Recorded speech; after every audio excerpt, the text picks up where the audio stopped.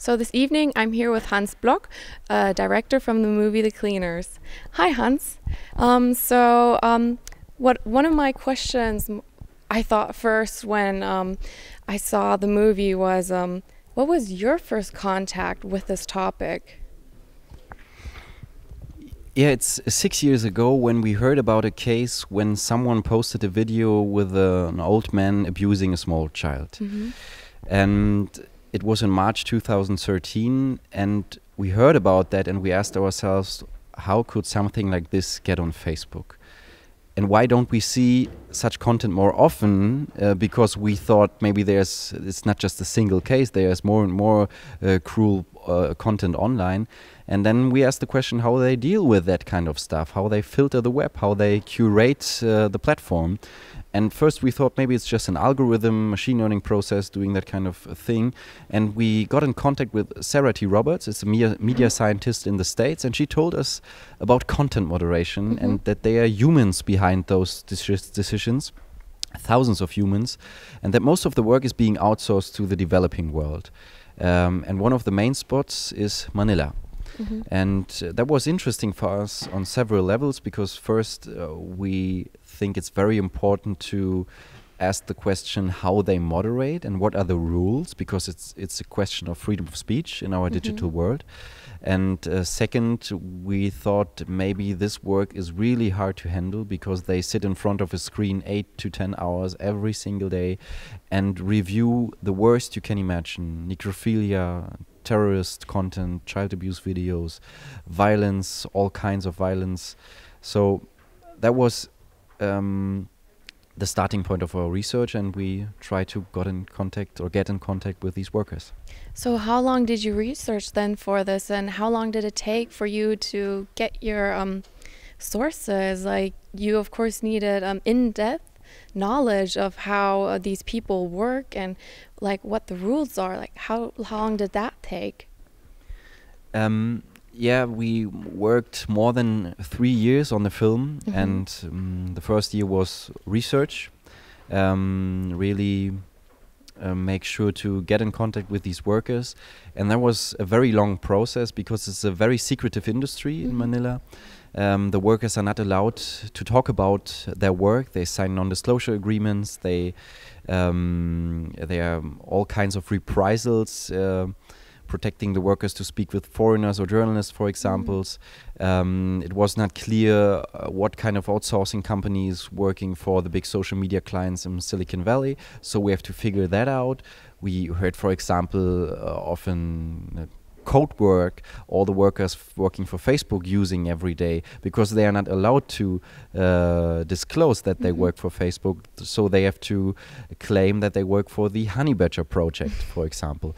So it sounds like a crime movie, and it felt like a crime movie when we researched there, and that was the reason why it took really a long time to find the workers, to build a relationship of trust with them, and to have an idea how to translate all the research into a film. Yeah, so these workers, they're actually being traumatized 10 hours a day. And how can we actually help them, or how can people around them help them if they can't talk about their work? Yeah, you're right. The mental health problem in these companies, it's a very big problem. So we worked with a psychologist, and she told us that it's kind of a secondary traumatization. If you sit in front of a screen and see, for example, videos of a war zone, you can also be traumatized via the display. So many of the workers have a post-traumatic stress disorder, PTSD, because there's no proper psychological support within the company. Some of the companies have psychological support, some not. And we found out that whenever a company has psychological support, that this is not a proper psychological support. That's why, for example, in our film is the case of one moderator.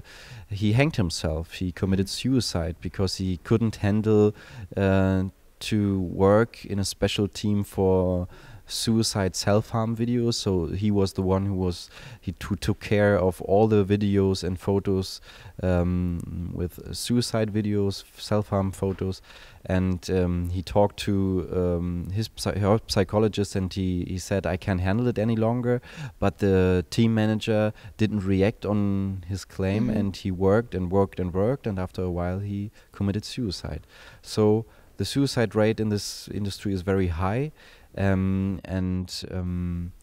that's why, for example, we try to support an organization called Bien in the Philippines. It's a labor work organization, and they try to fix all the PTSD problems in the BPO industry, the business process outsourcing industry, so that the work environment will change in the future. Okay, so these workers are literally being exploited by big Silicon Valley companies, but like, how is the payment from these workers? Because they sort of have to live off of this traumatizing work. Did you find anything about that? Yeah, the workers have a salary $1 to $3 per hour. It depends on what kind of specification you work, and this is not that much even for Filipino workers in the Philippines, because the salaries are sometimes for a big family, like 10 to 12 family members. They have to pay the electricity at home, they have to pay the food for the whole family. So that's why it's not easy for the workers to say, okay, I stop working in the company because I can't handle it any longer, because they have a big responsibility for a lot of people.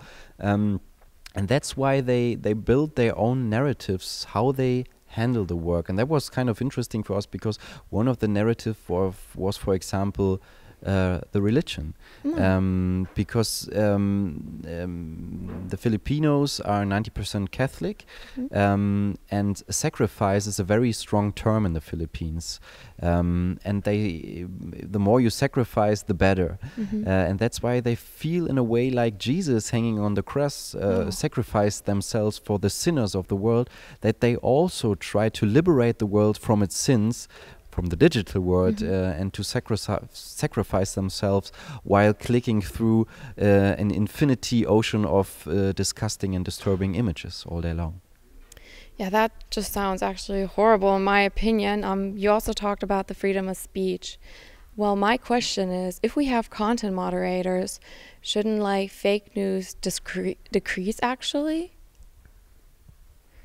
So one of the moderators we've talked to in the research told us they don't distinguish between fake and real statements. So they are not the ones deciding what is fake news, because you can post anything on Facebook, whether it's true or not. And this is dangerous, because you can reach millions of people within seconds with a failed statement, and it can spread around the world, and it can frame a certain ideology and a certain perspective on world. And they do not handle that kind of problem in a way. And of course, what is dangerous is that they, on the one hand, censor, for example, minorities or political content, content coming, from example, from the Syrian war, when citizen journalists tried to upload an air strike video from whoever to make sure that there are evidences of a war zone where no other journalists have access to. And when a content moderator is deleting those evidence, it's a mess. And on the other hand, they have to take care that not just that, for example, propaganda or right-wing activists spread hatred against refugees, for example. So it's a very complex situation, and they have to decide within seconds. And sometimes they don't know the cultural context of a post they have to review. That makes it very hard to really distinguish inappropriate from appropriate content. So one of my last questions is concerning the companies in the US, for example. Have there been any reactions from any social media companies to your movie? Yeah, unfortunately, not really, because it was our goal from the very beginning on to include the CEOs, the workers from the social media companies in our film, because we didn't want to blame Facebook or Twitter or YouTube for the mistakes they're doing. We want to open a discussion about very complex issues, very complex challenges they are facing as a global network, and they didn't respond of any of our requests. So we really we invited all big companies to talk to us, and there was no response at all.